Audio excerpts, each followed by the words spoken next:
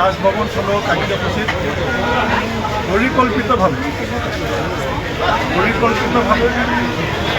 আমাৰ কংগ্ৰেছ আন্দোলনকাৰীসকলক ভয় খুৱাবৰ কাৰণে বিজেপি চৰকাৰে হিমন্ত বিশ্ব শৰ্মাৰ নেতৃত্বত মৃদুল ইছলামক হত্যা কৰিছে। মৃদুল ইছলামক হত্যা কৰিছে বুলি কোৱাৰ প্ৰথম কথাটো হৈছে যে কন্দুৱা গেছ দিয়ে আন্দোলনকাৰীক ছত্ৰভংগ কৰাবৰ কাৰণে। আনকি মোৰ লগত ভিডিঅ' আছে, সাংবাদিকৰো দুজনমান সাংবাদিক কিবা কাৰণত কপাল ভাল কাৰণে বাচি আহিছে।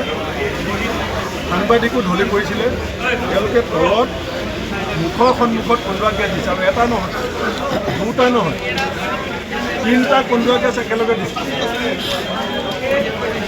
আজিলৈকে আমি ক'তো দেখা নাই, কন্দুৱা গেছ দিয়া আমি দেখিছোঁ, কিন্তু মুখৰ সন্মুখত কন্দুৱা গেছ দি মৃদুল ইছলামক হত্যা কৰি আমাক ভয় খুৱাবৰ কাৰণে চৰকাৰে যিটো ষড়যন্ত্ৰ কৰিছে, আমি ভয় খোৱা নাই আৰু মৃদুল ইছলামৰ মৃত্যু আমি অথলে যাবলৈ নিদিওঁ। আজিৰ পৰা বিজেপি চৰকাৰৰ দুৰ্নীতিৰ বিৰুদ্ধে যিখন যুদ্ধ কংগ্ৰেছে গোটেই ভাৰত জুৰি কৰিছে, আমাৰ কংগ্ৰেছ দলৰ লিগেল চেলৰ ছেক্ৰেটাৰী, আমাৰ ডিজিটেল বাহিনীৰ কামৰূপৰ কোঅৰ্ডিনেটৰ মৃদুল ইছলামক আমি অসম কংগ্ৰেছে বিজেপিৰ দুৰ্নীতিৰ বিৰুদ্ধে কৰা যুদ্ধখনৰ প্ৰথম শ্বহীদ হিচাপে আমি ঘোষণা দিছোঁ।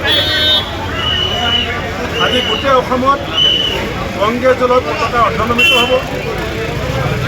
কালিলৈ গোটেই অসমত আমি এই শ্বহীদ মৃদুল ইছলামক লৈ আমি কাৰ্যসূচী লৈ আছোঁ, অলপ পাছত কথা পাতি আপোনালোকক জনাম। আৰু আজি পোষ্টমৰ্টেম হোৱাৰ পিছত আমাৰ শ্বহীদ মৃদুল ইছলামক আমি ৰাজীৱ ভৱনত সকলোৱে শ্ৰদ্ধাঞ্জলি জনোৱাৰ পিছত আমাৰ দলৰ প্ৰত্যেকগৰাকী নেতা, কৰ্মী, বিধায়ক, সাংসদসকল অসমত নাই, সদন চলি আছে। আমি মৃদুল ইছলামৰ পাৰ্থিৱ শৰীৰৰ লগত তেখেতৰ বাসগৃহলৈকে যাম আজি ৰাতি। কালিলৈ সংসদত আমাৰ 3গৰাকী যি সাংসদ আছে, ৰকিবুল হুছেইন ডাঙৰীয়া, মধুৰ বৰুৱা ডাঙৰীয়া, গৌৰৱ গগৈ ডাঙৰীয়াক ইতিমধ্যে মই কথা পাতিছোঁ। এই হত্যাৰ বিৰুদ্ধে কালিলৈ সদনৰ ভিতৰত তীব্ৰ প্ৰতিবাদ হ'ব। আমি এটা হাই লেভেল এনকুৱাৰী বিচাৰিছোঁ যে হিমন্ত বিশ্ব শৰ্মাই কোনজন অফিচাৰক নিৰ্দেশ দিছিল একেলগে 3টা কন্দুৱা গেছ দি পেলাই মানুহ হত্যা কৰিবৰ কাৰণে। মোৰো উশাহ নিশাহ বন্ধ হৈ গৈছিলে, সাংবাদিকৰ উশাহ নিশাহ বন্ধ হৈ গৈছিলে। আন্দোলন, গণতান্ত্ৰিক আন্দোলনত তেওঁলোকে ভয় খাইছে, কাৰণ স্মাৰ্ট মিটাৰৰ বিৰুদ্ধে গোটেই দেশৰ ৰাইজ বিৰোধী আছে। মণিপুৰ যেনেকৈ জ্বলিছে, নাঙত কৰি পেলাই মহিলাক ৰাস্তাত খোজকাঢ়িছে, মোদী ডাঙৰীয়াৰ খবৰ নাই। ৰাইজৰ প্ৰতিবাদক কংগ্ৰেছে ৰাজভৱনলৈ অনাটো তেওঁলোকে অপৰাধ হিচাপে গণ্য কৰি আজি হত্যাৰ আশ্ৰয় লৈছে। মই হিমন্ত বিশ্ব শৰ্মা চৰকাৰ, অসম পুলিচক তীব্ৰ ভাষাৰে গৰিহণা দিছোঁ।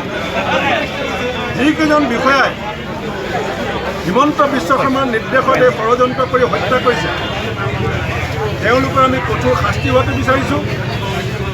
আৰু এই আন্দোলন দুৰ্নীতিৰ বিৰুদ্ধে হিমন্ত বিশ্ব শৰ্মাৰ আদানীৰ যিটো সম্পৰ্ক, মোদী আদানীৰ সম্পৰ্ক, মণিপুৰত ষড়যন্ত্ৰ কৰি অশান্তি বিয়পোৱা আৰু 13,70,000 পৰিয়ালৰ ওপৰত স্মাৰ্ট মিটাৰ বহুৱাই দি পেলাই লুণ্ঠন কৰা, এই আন্দোলনত যে আমি মৃদুল ইছলামক হেৰুৱালোঁ, তেওঁৰ মৃত্যুৰ আমি অথলে যাবলৈ নিদিওঁ।